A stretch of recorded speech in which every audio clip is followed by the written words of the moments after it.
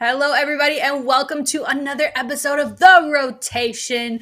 Not much of a rotation today in terms of guests. It's just going to be rotating back and forth between me, myself, MiDNiTE, aka Ashley, alongside IKON as always. Kingdom had a prior obligation or engagement that he could not miss tonight, and I know he's salty because we just witnessed one of the craziest Call of Duty LAN tournaments that I remember.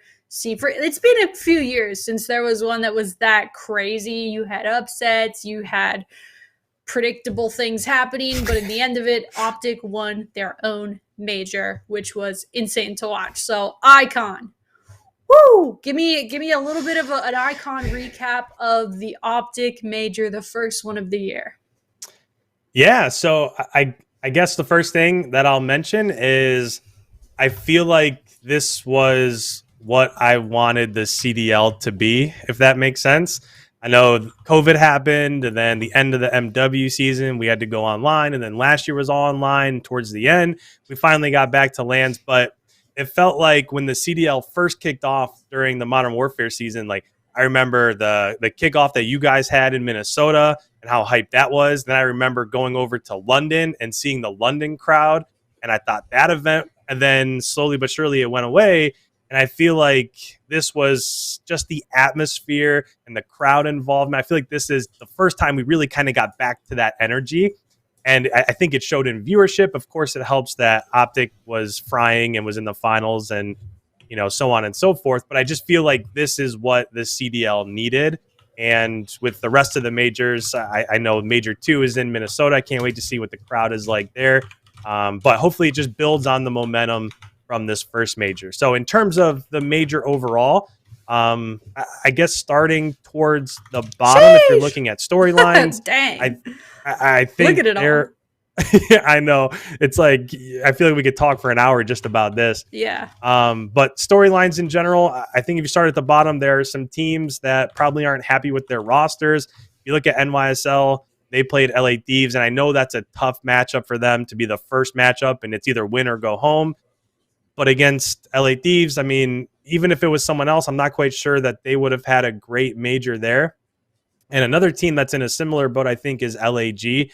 So that roster also feels a little bit stale. If you're looking at that LAG roster, like what's the path to them improving over the next couple majors? I'm just not quite sure that I see it from that roster, because you'd figure with a roster full of vets like them, they would be good now. And then maybe as the next couple majors roll along, some of the younger squads would catch up and learn the game and so on and so forth. And that's just not kind of where it's at.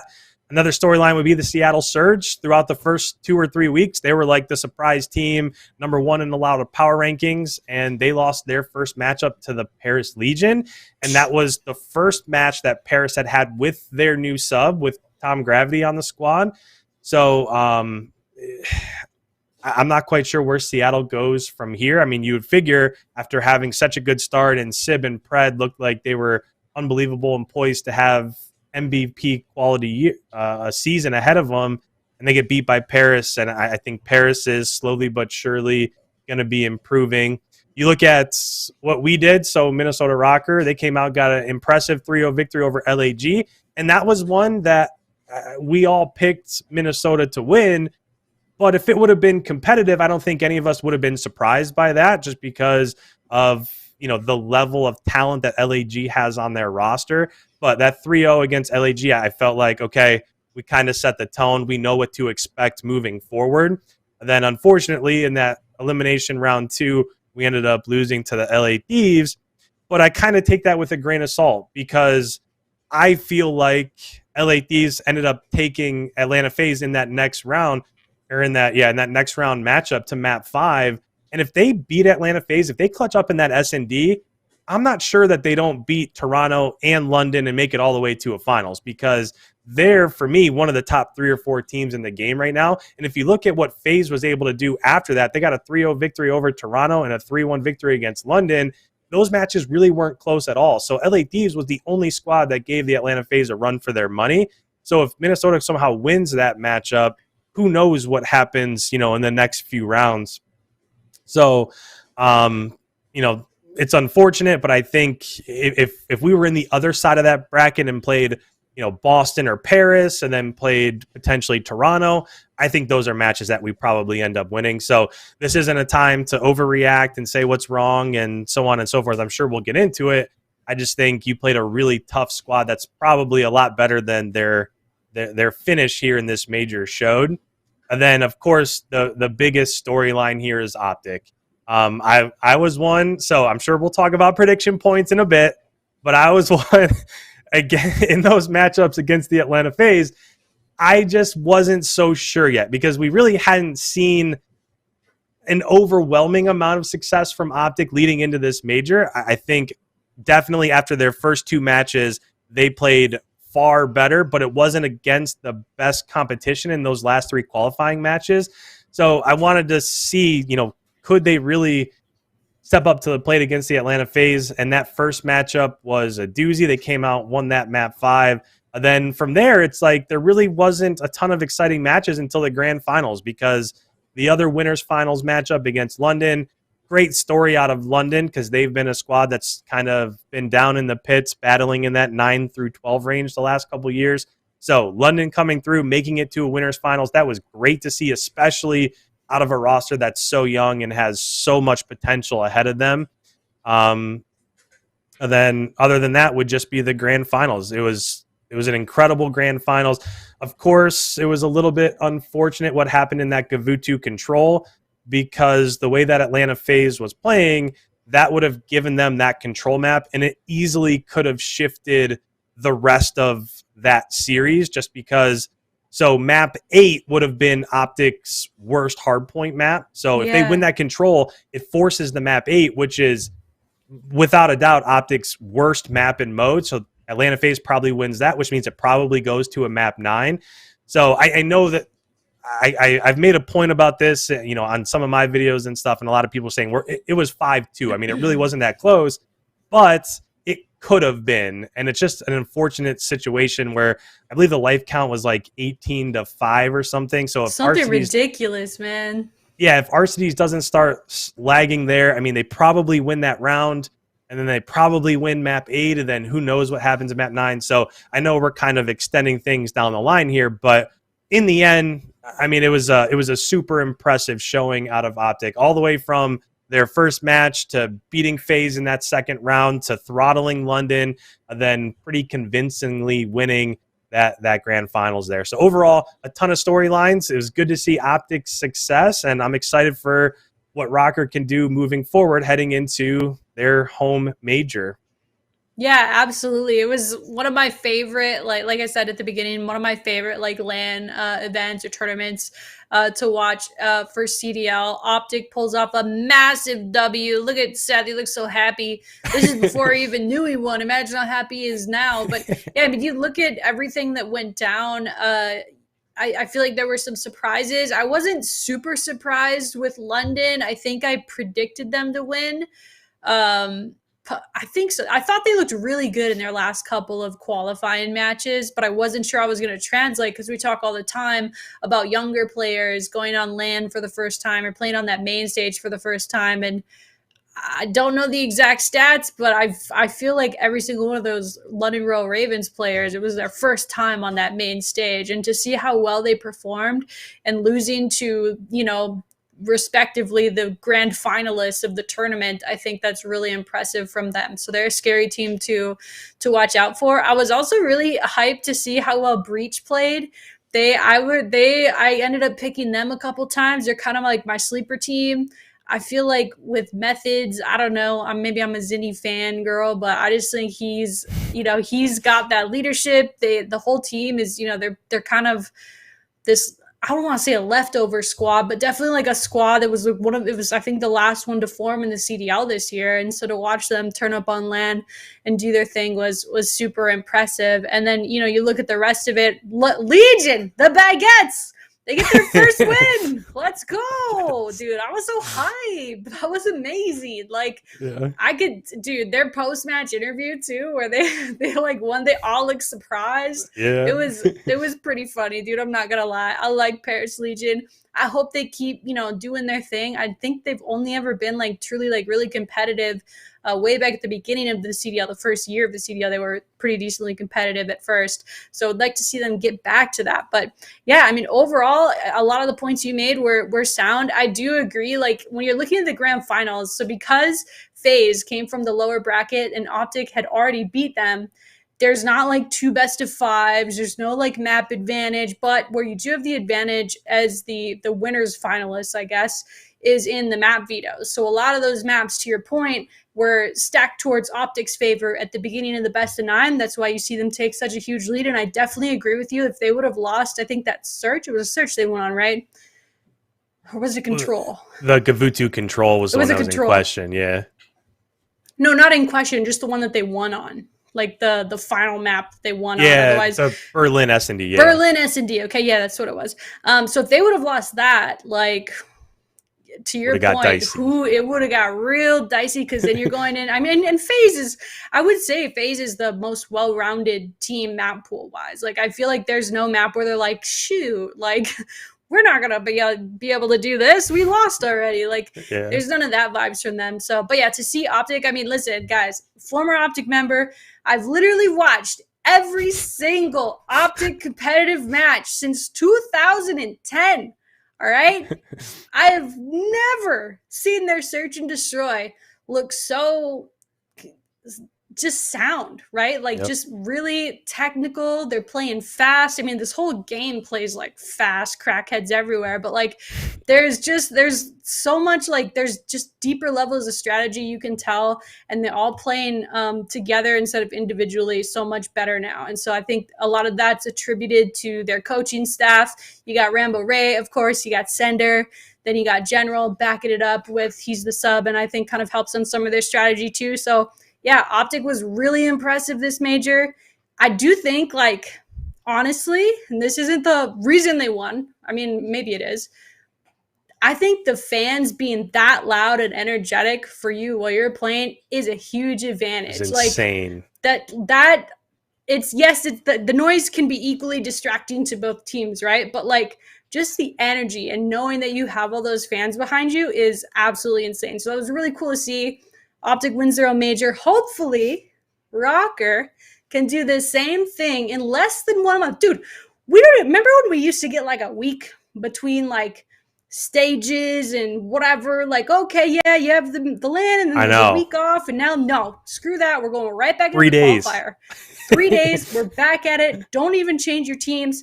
Lock in, kids, because we're already leading towards the Minnesota major, which is, by the way, March 31st. Through April 3rd. Check out rokkrtickets.gg. Get your tickets. I'll see you at the event. IKON, you coming up, bro? Are you coming? Just say yes. We'll figure it out. Yeah. Yep. Yep. We'll figure it out. We'll get you, some paid time off, and we'll get you up there. Yeah, right. Yeah, just get a substitute or something. I don't know. But no, I think really, really excited for the Minnesota major that's obviously coming up at the end of this month. A good time for ROKKR to bounce back. Could ROKKR win their own home series? Could we do it? Let's go right into the state of ROKKR now. I want to actually throw a curveball to the producers here to kind of bring up one of the fan questions we actually have for later. We'll answer the rest of them later, but I just wanted to answer one now. So the fan question is, should Priesta and Attach switch roles? Because you have Attach, he plays submachine gun, he's obviously really skilled and really good at that, but he's not like the most fast-paced sub ever. And then you have Priesta, former submachine gun player. Remember when he ran the SOG in Black Ops 4? Dude was nasty. He was nasty, yep. He was nasty. So I feel like we've done this before. This feels like deja vu. Like, didn't last year ROKKR switched Attach and Priesta's roles? Then shortly thereafter, Major Maniac was benched, and then that obviously didn't work out. Then Standy comes on, everything changed. You know what I mean? So like, from that POV and answering that fan's question, does it make sense for a role change? Like, what should ROKKR do? They go to Major 1. They start in the losers bracket because they had literally the world's hardest qualifying schedule of all time, right? And then they go and they do win their first match 3-0. Woo-woo, cool. But then we end up falling to Thieves, who, to your point earlier, really, really good team. I would argue like top 3 team at that tournament, top 4 maybe if you want to argue about it. Meet me in the back alley, we'll fight. But like, the Thieves is a really good team. Yep. So do you think, like, do we freak out? Do we knee jerk? Do we switch roles? Do we, like, is there a team to what happens, Icon, in your opinion, state of Minnesota ROKKR?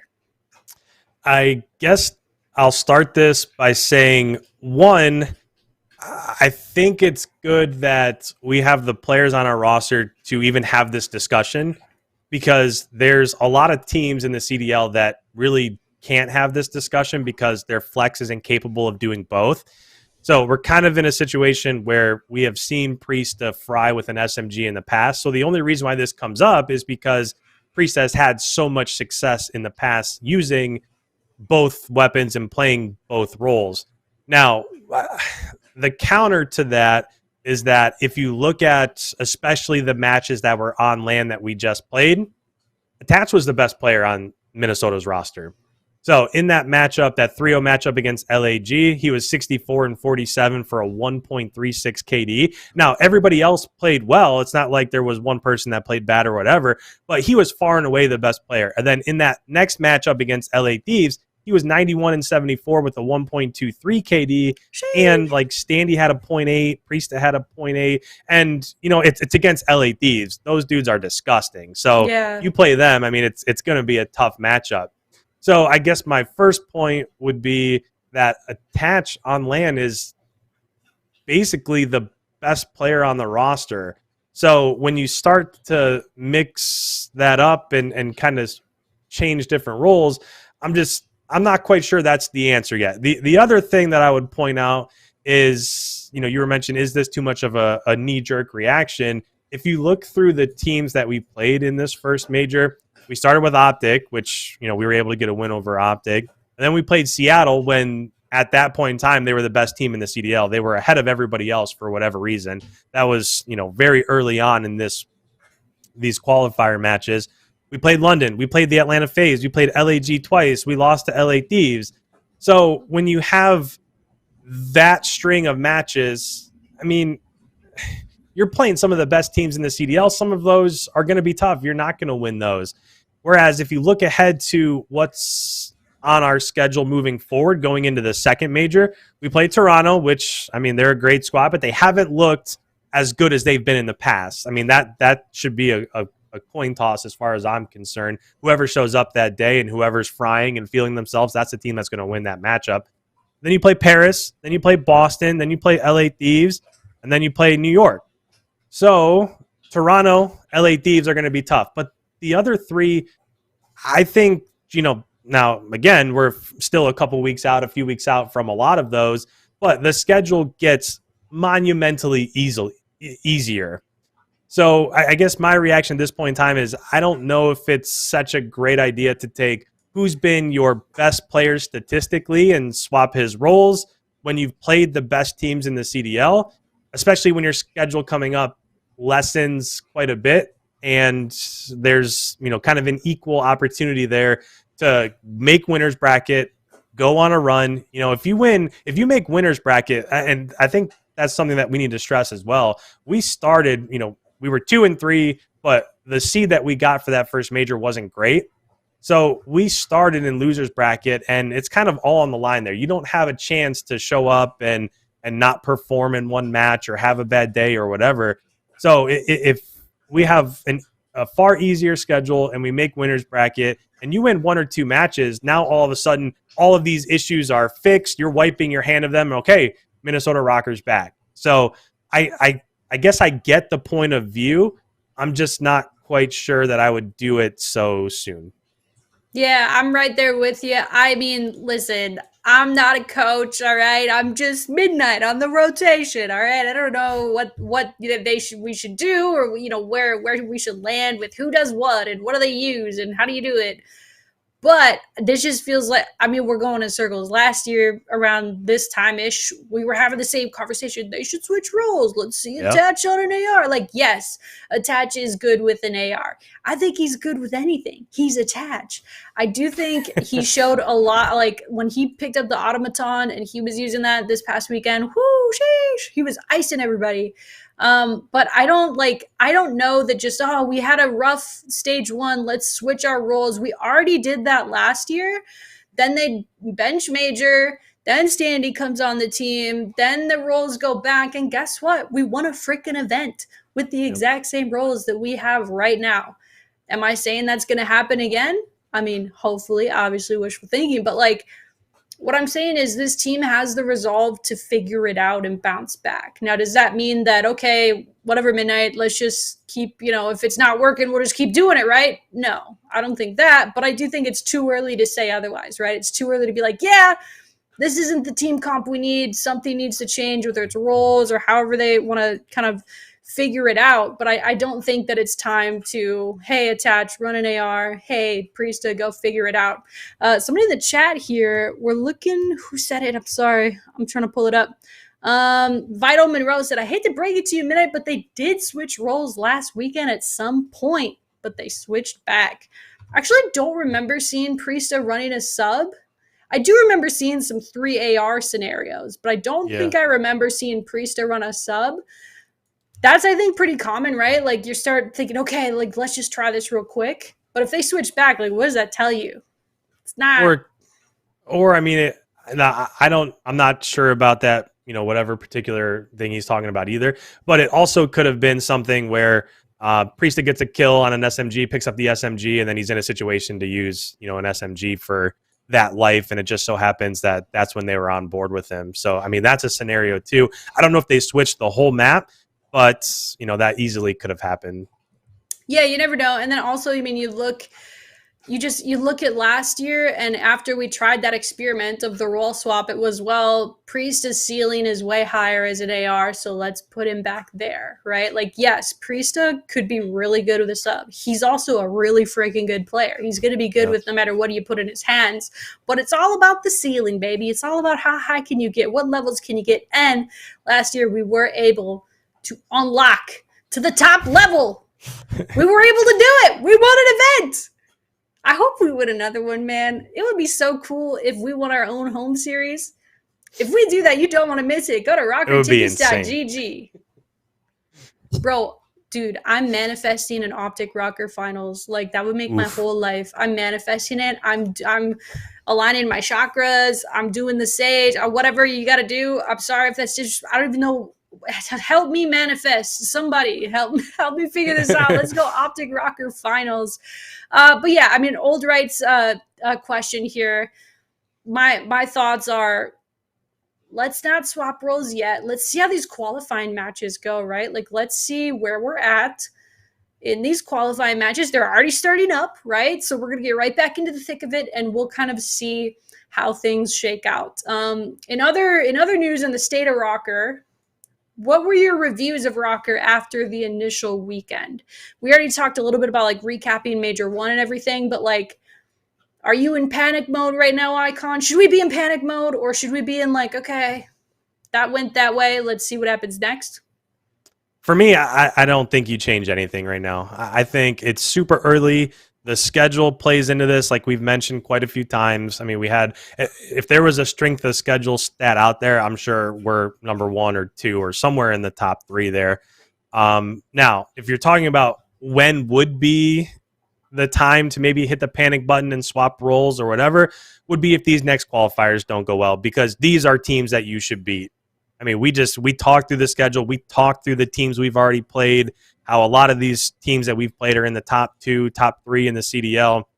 And, those are going to be coin tosses. But if you start losing to the Boston Breaches of the world, which, I mean, they're tough. I mean, it's perfectly capable that we go out and we don't have a great day and we lose to Boston. But if you lose to Paris and you lose to NYSL, now maybe it's time, okay, we got to switch some things up, or maybe review what maps we're playing. So right now, I just think that the size, the sample size of what we've played so far, it's just not greater. It's just not large enough yet. So let's just wait. Let's just chill. Let's watch how we do here over the next major, and then see how things pan out. And I mean, you mentioned it before with who we're actually going to end up playing. So this week we are going to be playing I just had it up and now it's no longer up. Thank you. Toronto Oh, and there we go. Paris. Hey, producer Shannon got my back.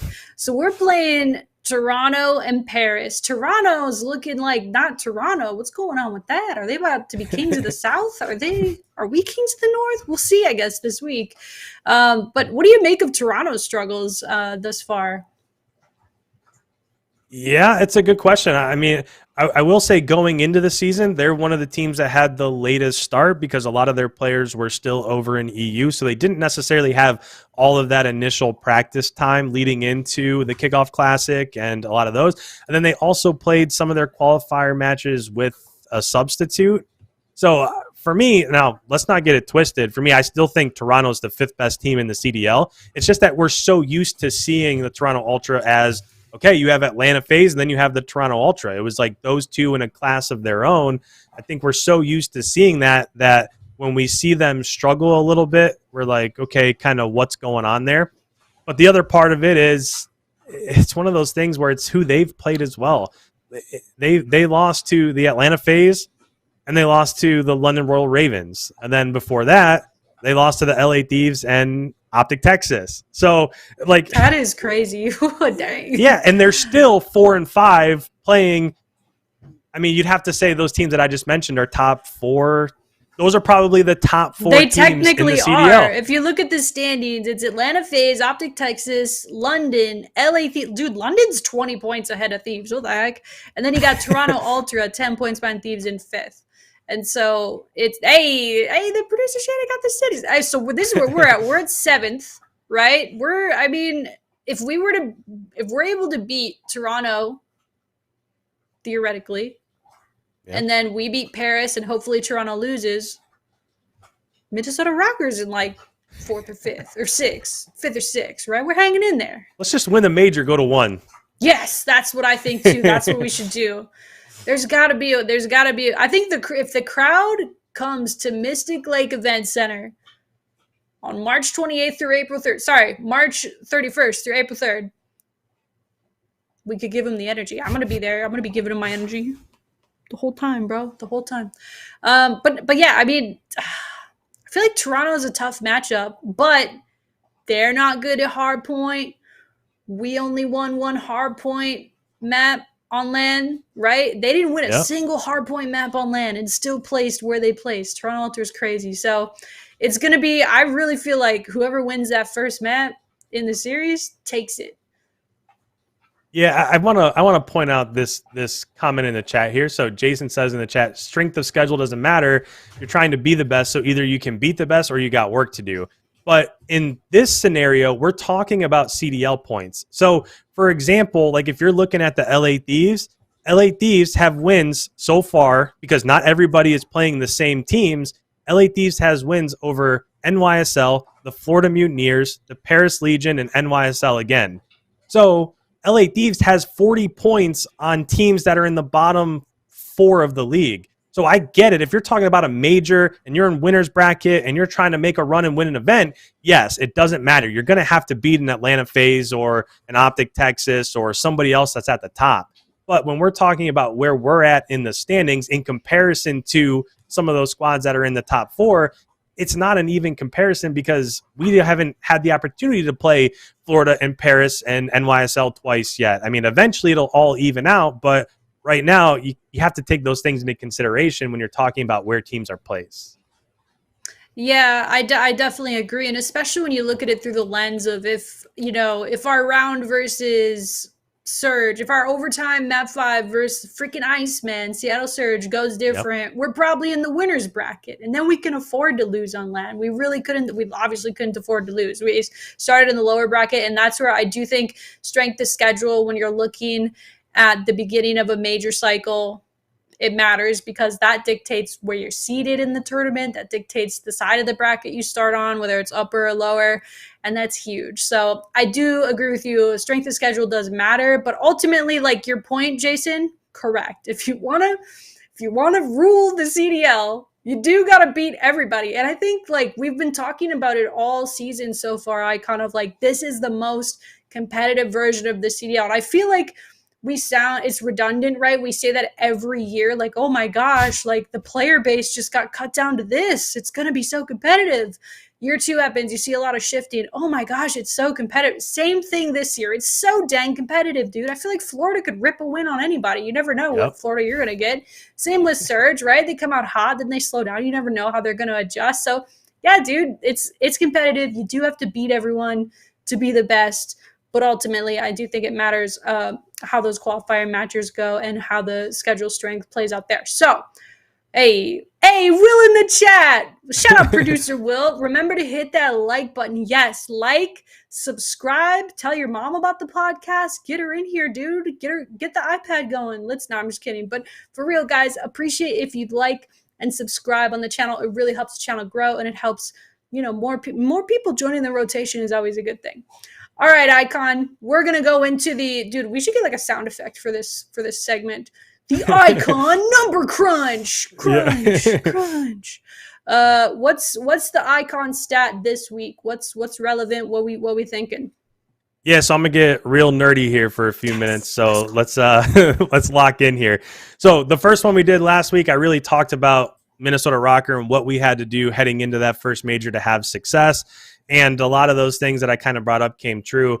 But in this one, I took a step back and I wanted to see what was OpTic's journey and what happened that allowed them to have such success heading into the major and then throughout that major as well. So I broke it down into 2 different sections of Major 1, if we could say that. So the first 3 weeks and then the last 3 weeks. After the first 3 weeks, I admittedly in my power rankings had OpTic as the 11th best squad in the CDL, just because they were 0-3, so they got first rounded in the Kickoff Classic, and they were 0-3 so far in qualifiers. So they had losses to LA Thieves, London Royal Ravens. We beat them in a map 5 round 11. So they had literally nothing to show so far for their schedule in the CDL.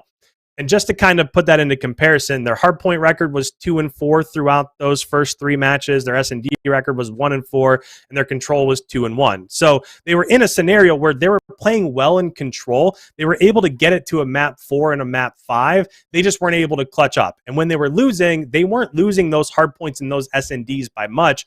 One of their losses to us, they lost in map 5 round 11. So they were right there. They just weren't clutching up in those critical moments. And that was kind of the story of the first 3 weeks.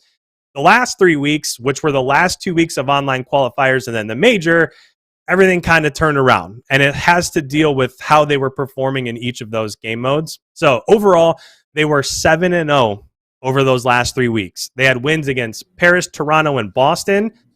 And then some more impressive wins against Seattle, London, and of course, they beat the Atlanta FaZe twice in the winners finals and the grand finals of the major. In those individual game modes, they turned their hardpoint record around to 8-3 overall. They were 4-0 on Tuscan with a point differential of plus 60 per game. So when they played Tuscan, they were winning on average 250 to 190. And there's a lot of scenarios where we say, okay, like what I talked about last week in this numbers segment is it's not quite time to freak out when it came to Minnesota ROKKR on hardpoint because we were losing those hardpoints by an average of like 15 points. And that's just getting one team wave of kills. And if you win that rotation or you get one extra team wave, then all of a sudden you're winning that hardpoint map and it's not time to freak out. So on Tuscan, they were blowing people out. On Bokij, they were 4-1. And this is a map that is tough because there's a lot of teams, a lot of slower teams in the CDL that really struggle on Bokij because it's so fast. If you get team wiped on any of those hills that are the money hills, you can get back to that hill from the other side of the map in like 4 or 5 seconds. It's just such a small map. You can travel across it. So when you're 4-1 on Bokij, that goes a long way because a lot of the slower teams in the CDL don't want to play that map. So if you take out their loss, the one loss that they had on Bokij was to the Atlanta FaZe, and they lost that by 80 points. But other than that, their point differential on Bokij in their wins was 81 points per game.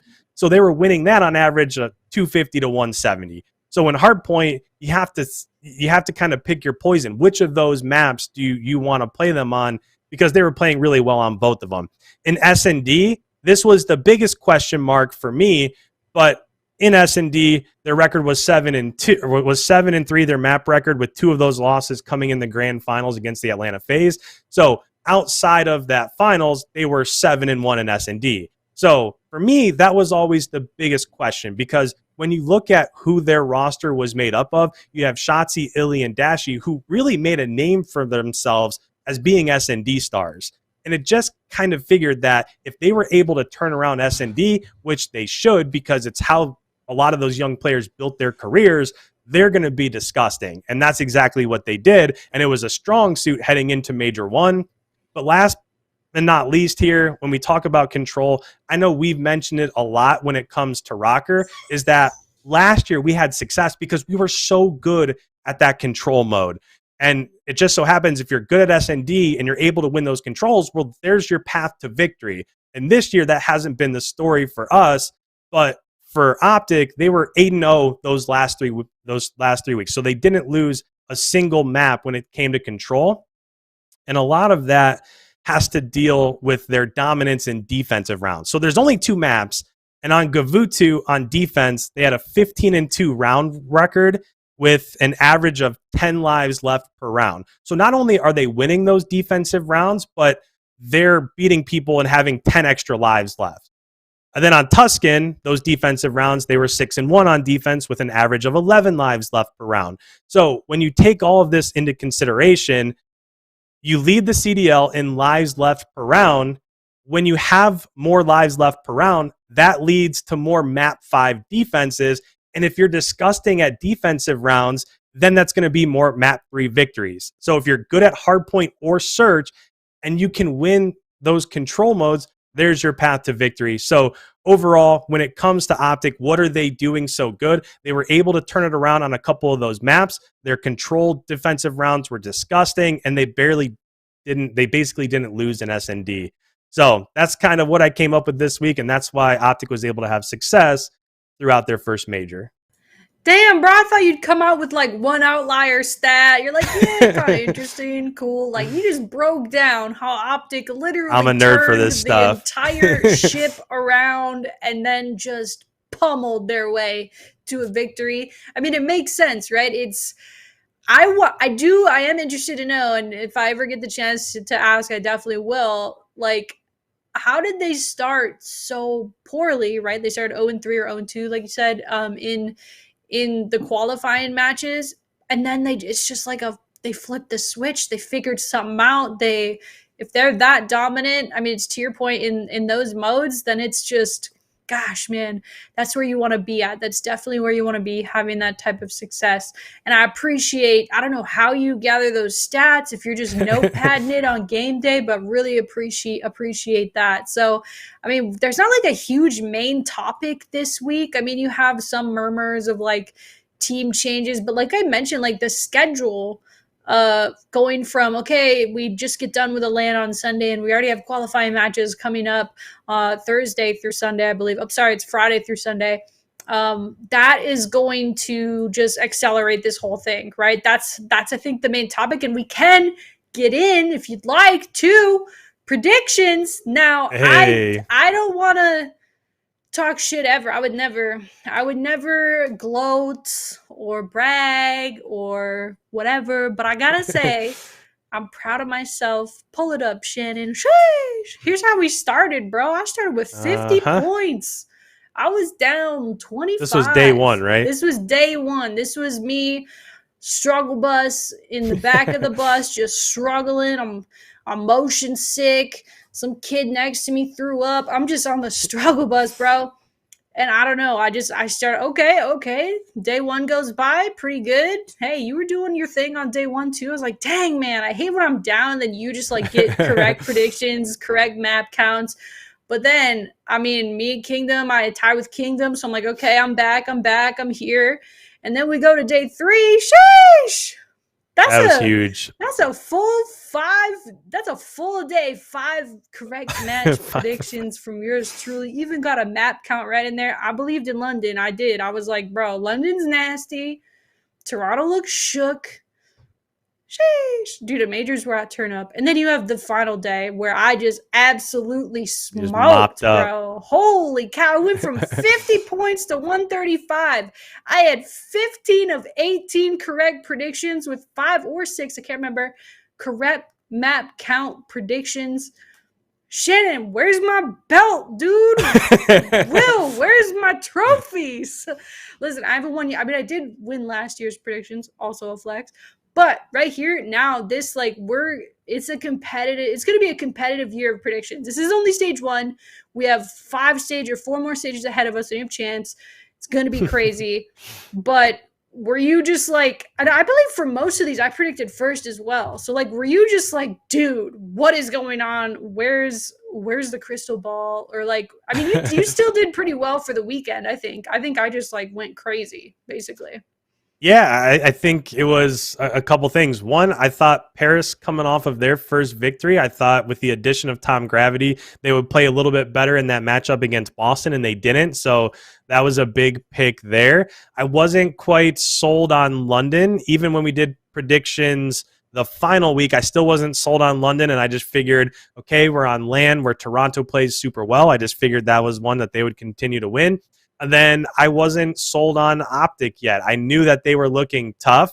I knew that things were starting to turn around for them, but it's the unbeaten Atlanta phase. So I didn't think I thought OpTic was really good in respawns. I thought it would go to map 5, but if it goes to map 5, it's tough to pick against the Atlanta phase. So that was kind of my thinking there. For sure. And I thought maybe it was kind of a fluke, that first matchup. And it was for sure a homer pick out of me, dude. I was like, hey, it's their major. Yeah. Like, maybe they'll win 3-1. Who knows?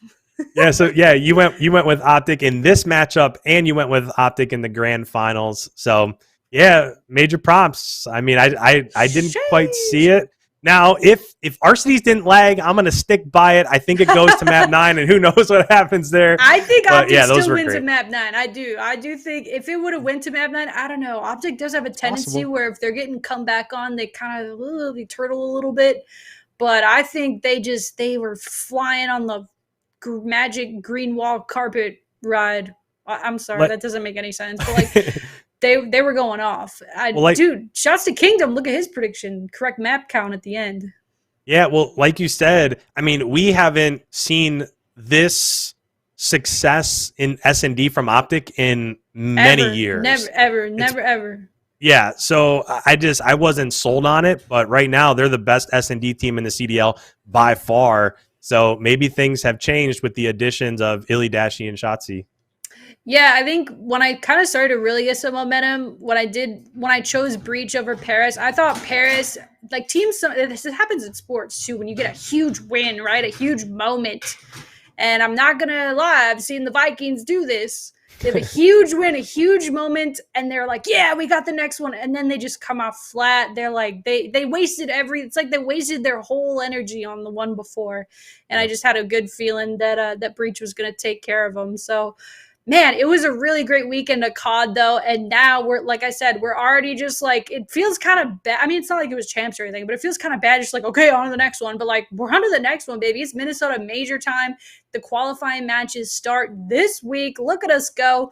ROKKR plays on Saturday at 5 versus the Ultra. Battle for the North, baby. Then we play again on Sunday at 2 versus Legion versus the Baguettes. I'm sorry. I call them the Baguettes, bro. I think I've started doing that. Have you? Dude, it's just like, I love Baguettes, so shout out to Paris. But yeah, I mean, Legion's a cool name, I guess. But like, they're the Baguettes, bro. So let's get into it here. Let's do some predictions. Sorry if you guys can hear my dog. He has to be next to me in his little crate. And now he's drinking. Levi, who you got here? Subliners versus Royal Ravens, dude. Oh man, we haven't even talked about the subliners. How have we avoided that for 45 minutes already? They're chalked. They're chalked. They have to drop Crim or Clay, right? There's just no way. If they prove us wrong, it'll be magical. But the body language, the vibe, the results. Yep. It is what it is. Something's got to change. So, and then now they're going up against a piping hot young London Royal Ravens. I got London 3-1 here. I think they're going to, maybe even 3-0. I don't know. I'm going to go with 3-1. Maybe subliners will steal something. Maybe they'll show some sort of pulse. But who you got? I got London 3-1. Yeah, I'm going to go 3-0 here, London. When you look at NYSL, they're the worst hardpoint team in the CDL. They're like 10th in S&D, and they're like 8th in control. I mean, I don't see how they get a victory here over London. So, I mean, maybe they pull something out in the surge, but I just don't see it. I think NYSL, this is one that I've said since Roster Mania last year that if this is a fast-paced game with a quick time to kill, it's just not going to work with Prim and Clay on the same team. It's not 5v5. You can't hide both of them on the same roster with 3 cracked SMGs. It's just not going to work. So I'm going to go 3-0 London here. Sheesh, dude. God, I kind of want to change my prediction because could very well be a 3-1. Yo, what if Subliners comes up? Dude, sometimes I just have like a knack for like knowing when a team might like vibe-wise like hit, but I just really don't know. How that's going to work, I guess. Maybe it can't happen. Maybe it's impossible. Seattle Surge versus Boston Breach. This one's actually really compelling. Surge start off so hot, then I don't know what happened. Maybe, I don't know if they were getting lucky at first. They beat us. I don't think that was luck. So they were looking really good, and then they were looking really not. Boston Breach has just slowly been looking better and better. But I think Surge bounces back here. I think they've had enough. I've got Surge 3-2. I hope it's a good game. I got Surge 3-2. Who you got? That's probably their only path to victory if it goes to map 5 and they clutch up in S&D. Now, what I will say is that this is an interesting matchup because I feel like Boston is somewhat approaching their ceiling, and Seattle, their ceiling is much, much higher, and we saw that at the beginning of the year. They're a team with those rookies, and you pair them with Mac and accuracy that they could really pop off. But where those squads are at right now, Boston is the worst control team in the league, so they're definitely not going to win in a 3-0 fashion. And if it goes map 5, I think Seattle clutches up. So I think Boston wins here, but I think they win 3-1. They lose the control, but win the other 3 maps. You got Boston, bro? Yeah. Sheesh. I got to make those points back. That's true. That is true. That is true.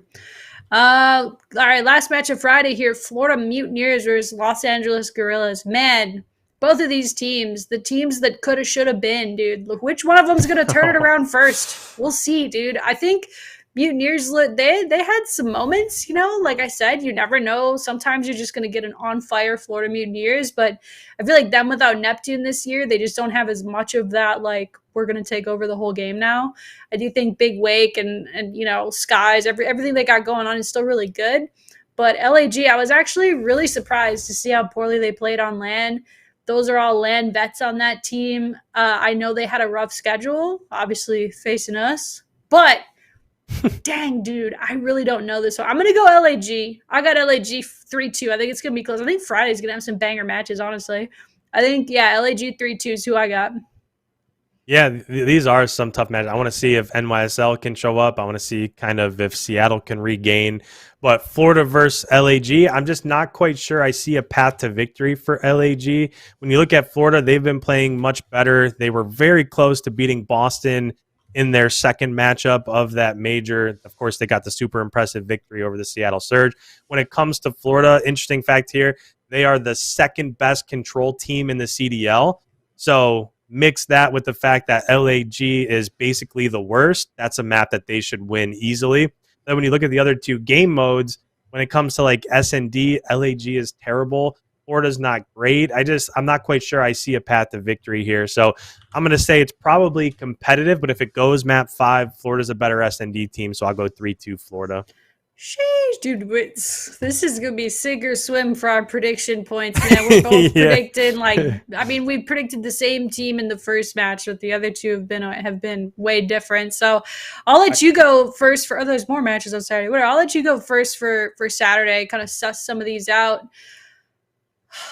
Yeah, Saturday, first matchup, we have Paris Legion versus LAG, and this is another tough one because I feel like this is a battle of 2 of the 3 worst teams. It's just like, which team do you have more faith in right now? Now, if LAG comes out and absolutely smacks Florida, that would be different, but we don't have the luxury of waiting until we see that match to pick this one on Saturday.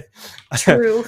But Paris, I think that they were looking better. I think that I was so impressed by their victory in that first round of the major against the Seattle Surge that I even picked them in Boston. Now, it didn't pan out that way, but I think Temp has been playing really well, probably the best we've seen Temp play in the last couple of years.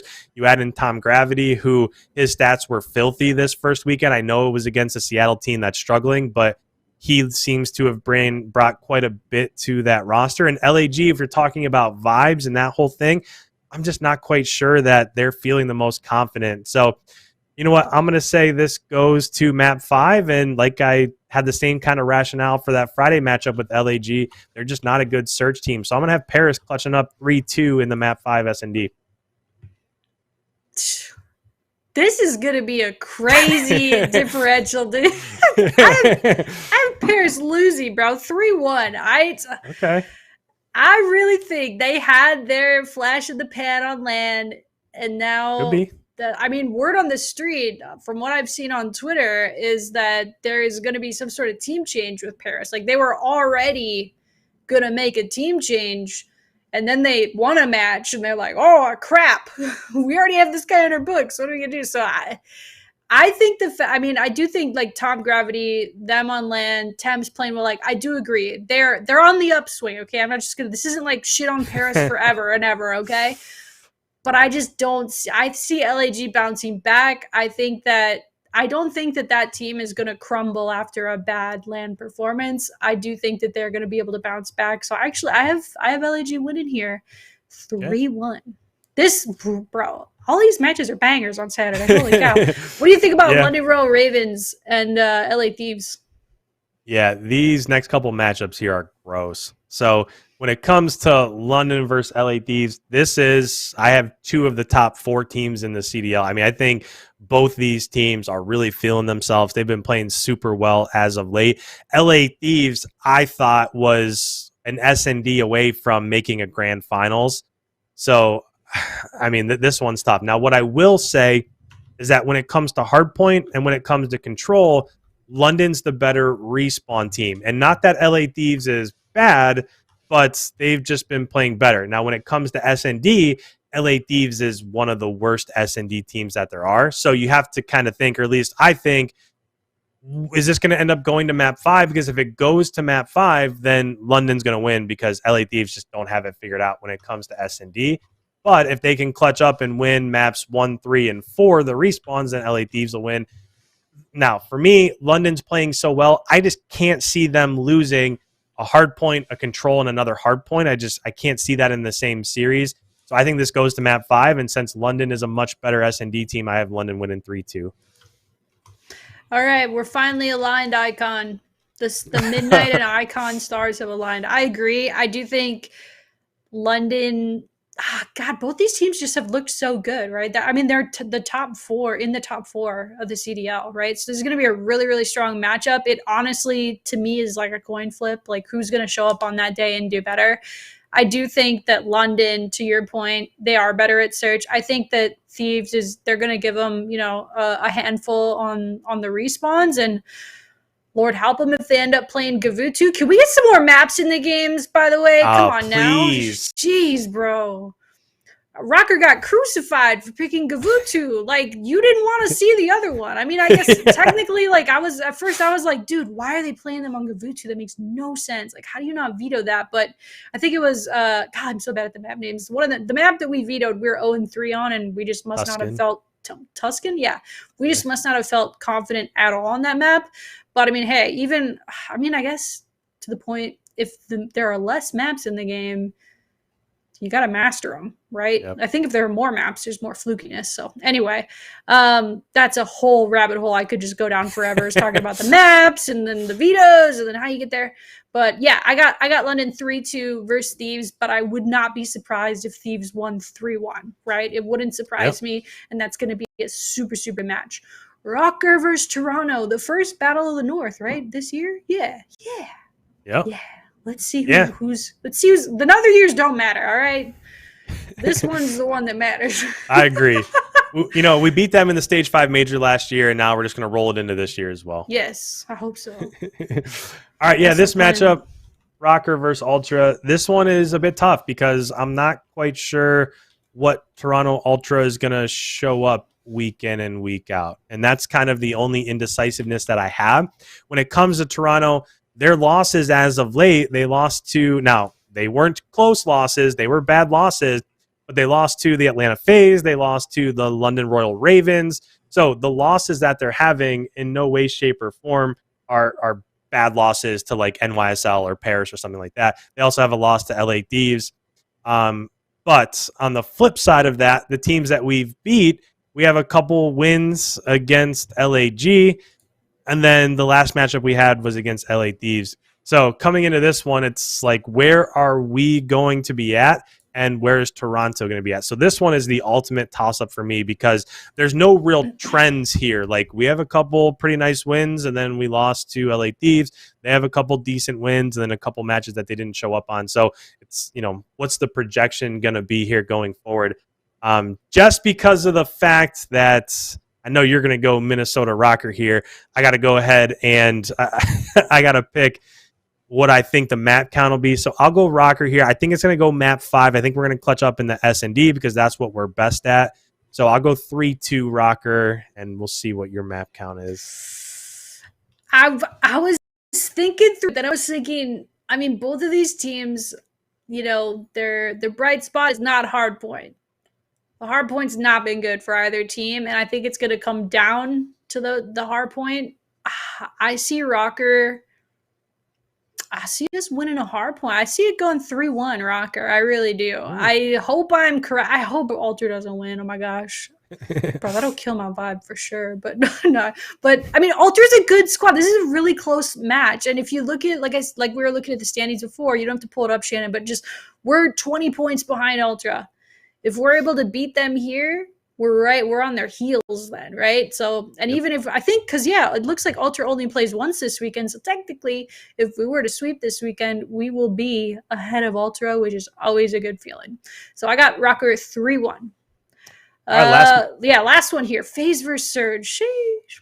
Yeah, last match here, FaZe versus Surge. I think this is a pretty easy one just because Seattle is kind of in a downward trend right now. And when it comes to Atlanta FaZe, the only team that they lost to is OpTic. Other than OpTic, they have been smoking everybody. And that includes teams like the London Royal Ravens and like the Toronto Ultra and LA Thieves. I mean, outside of OpTic, they've been winning those other matches pretty convincingly. So I think that if they needed a wake-up call, that they got it. And I wouldn't be surprised if they go 5-0 again heading into the second major. So I'm going to go Atlanta FaZe here. I don't think Seattle can really contend on any game mode right now. I'm going to go 3-0 Atlanta FaZe. I got the same. I feel like FaZe, they're kind of, we've seen them lose before, right? They're human. They are mortal. But I feel like whenever they do lose, they come back with a punch, dude. And I just feel like because there's such a lack of like a gap between them playing in the grand finals on Sunday versus, okay, guys, you're going to need to play less than a week later on Saturday. I feel like that's good for them. They're going to want to just get right back into it and say, okay, stage 1 happened. We're into stage 2 now, and they're going to put the pedal to the metal. So sorry, Surge, you're in their way. 3-0 FaZe clan. Atlanta FaZe. Going into Sunday, we've got ROKKR versus the Baguettes, man. Let's go, Paris Legion. They get a win. They won. They won on LAN, and then they lost. And now there seems to be some sort of confusion about their roster. They're on a roller coaster. ROKKR's looking to stabilize. Let's do it. You already know the dang vibe. You think I'm going to predict against ROKKR versus Paris? I have a ROKKR hoodie on.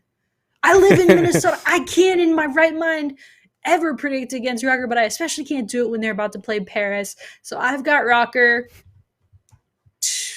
Let's say Paris makes it interesting, at least 3-2. I don't know. Maybe. Nah, I'm lying. There's no way. 3-1, ROKKR.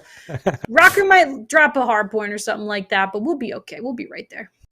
Yeah, that was kind of my thought as well. When it comes to S&D, that is Paris's best game mode, but they're still 9th in the CDL and S&D, and we are the number 1 team in the CDL statistically when it comes to S&D. So wait, for real? Sheesh. Yeah. So they're definitely not winning map 2, and if it goes to map 5, they're not winning that. The only thing I could think is that when it comes to hard pointing control, we're 9th in both of those. So Paris is basically the same as us when it comes to control. So I think maybe Paris takes the control, but we close it out in the hard point and we win 3-1. Nice. All right, we're stabilizing a little bit, Icon. We're on the same page now. Day one, we were not on the same page, but we're on the same page now. Gotta keep it interesting. You gotta. So Sunday here, New York Subliners versus Florida Mutineers. Geez, bro. This match makes you feel weird. I think Subliners are down so bad, and I feel like they need to make a team change, but I don't think they can or will before. Like, I guess I need to do more like research and dive into the CompCod Reddit. I mean, maybe that's not the best place to find like factual information, but I feel like Subliners has to make a team change at this point. I don't think they're going to turn it around. But when does it happen? Does it happen before this weekend? Does it happen after this weekend? They have 2 matches already. There's no like grace period. So I just feel like they're going to be on the struggle bus still. But I really don't know. Florida, you never know what Florida you're going to get. Sometimes you think they're going to come out so hot and then they just come out like, I don't even know. They come out Florida Man instead of Florida Mutineers. So who knows what you're going to get. I'm going to go Florida Mutineers 3-1 over. Actually, nah. Wait, is it an upset if Subliners beats Florida? I think it is. Oh, I think we could.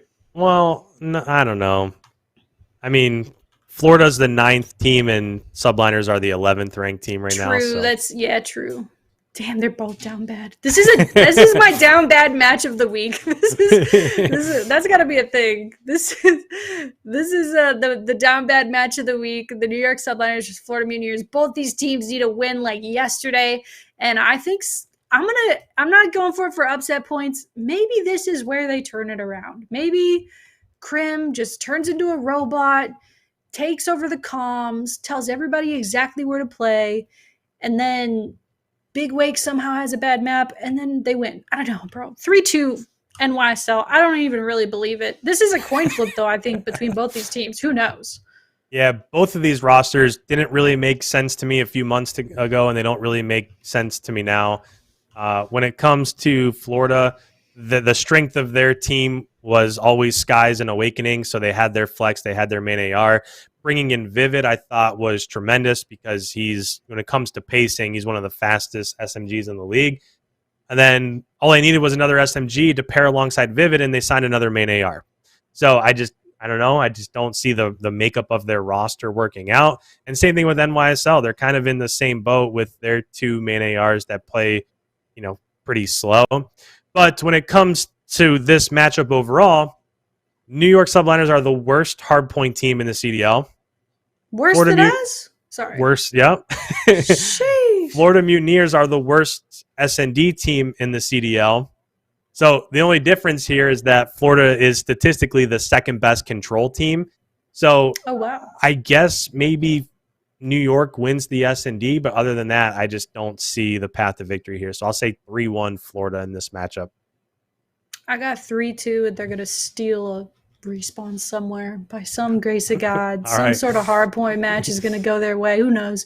And then, okay, final match on Sunday. Ooh, I get the warm fuzzies when I look at this one, man. LA Thieves versus OpTic Texas. Sheesh. Yeesh. Dude, I need a sheesh counter. How many sheeshes have I done tonight? That's a drinky game. That's a drinky game for the rotation fans right there. But no, LA Thieves versus OpTic Texas. No shot. LA Thieves is feeling any sort of okay after that LAN. I think they showed up. They played so well. I do think that they look like a top 4, top 3 even team. I know they didn't technically place that high, but I think they had one of the hardest runs at the tournament, and they looked really good. So... But they're going up against OpTic, who's looking nasty. And y'all know me, obviously, former OpTic member here. I'm a homer picker, okay? I'm a heart picker. That's probably how I got ahead in the predictions. Don't tell Icon. Got lucky. But I've got an OpTic hangover this week. I do think LA Thieves is going to be able to take it. I'm not quite sure how, but I do think LA Thieves is going to be able to respawn their way to a win here, 3-1. I have a major one hangover for OpTic this week, and that's okay because they're OpTic. They'll be fine. All right. I'm not quite sure. I didn't envision that being the prediction you went with. Me neither. But I'm a vibe pick, man. I like feel the vibe and I'm like, it's going to be this. And then most of the time I'm wrong, but.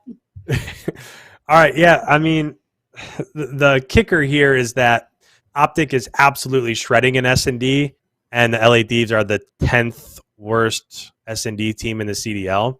So that sticks with me because the path to victory here for LA Thieves would be to win the first hard point, win the control, and then win map 4. They'd have to win in 3-1 fashion because I just don't think they're going to win a map 5 when their S&D is so bad.